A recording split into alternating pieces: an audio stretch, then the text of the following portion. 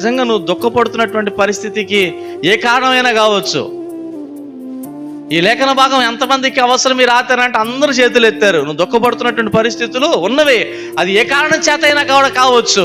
అయితే దేవుని వాక్యము నీ కొరకు సెలవిస్తా ఉంది. ఆనాడు ప్రవక్త నోట పలికించబడింది, ఈరోజు సేవకు నా నోట నీకు వినిపింపజేస్తా ఉన్నాడు. నీ మనసు నెరిగిన దేవుడు, నీ స్థితి నెరిగిన దేవుడు, నీ దుఃఖ దినములు సమాప్తములగును అంటున్నాడు. అనగానే అబ్బా ఎంత కమ్మని వాగ్దానం సేవకుడి నోట దేవుడు నాకు వినిపింపజేశాడు అని తర్వాత చెప్పే వాక్యం నువ్వు విన్నా వెనకపోయింది ఒక్కదాన్ని పట్టుకుని సంకలు కొట్టుకుని వెళ్ళిపోతే నీకు వల్ల ఏ ప్రయోజనం లేదు. సేవకుని నోట దేవుడు నీకు వినిపించినటువంటి మాట స్వతంత్రించుకోవాలి అంటే దీనిని వాడాలి. హల్లెలూయా, హల్లెలూయా. నీ చెవులకు వినసంపుగా వినిపింపజేసినటువంటి నీ దుఃఖ దినములు సమాప్తములగినటువంటి మాట కూడా ఇందులోనే ఉంది.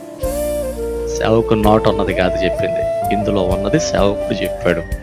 ఇందులో ఉన్నది సేవకుడు చెప్పాడంటే అది దేవుని నోటి మాట. ఎవరి కోసం చెప్పాడు? ఎవరి కోసం చెప్పాడు? నీ కోసం చెప్పాడు. నువ్వు దుఃఖపడుతున్నటువంటి స్థితిని ఎరిగినటువంటి దేవుడు ఇంకెంతకాలం అందులో మునిగి తేలుతా ఉంటావనేటువంటి స్థితిని ఎరిగినటువంటి దేవుడు విమోచకుడై నిన్ను అక్కడి నుంచి బయటికి తీసుకొని రావటానికి ఎన్నటికీ కూడా నీవు అటువంటి స్థితిలోనికి వెళ్లకుండా ఉండుట కొరకు వాడు దీన్ని ఆనాడు మోషే దేవుని నోటి మాటను కర్రను వాడినట్లుగా వాడు. ఎర్ర సముద్రాన్ని 2 పాయలుగా చేల్చగలిగినది దేవుని నోటి మాట. చేతిలో కర్ర రూపేణ చూపించుకున్నాడు మాటలో దాగినటువంటి శక్తి. బండలను సైతం బట్టలు కొట్టగలిగినది మోషే చేతిలో ఉన్నటువంటి కర్ర. హల్లెలూయా.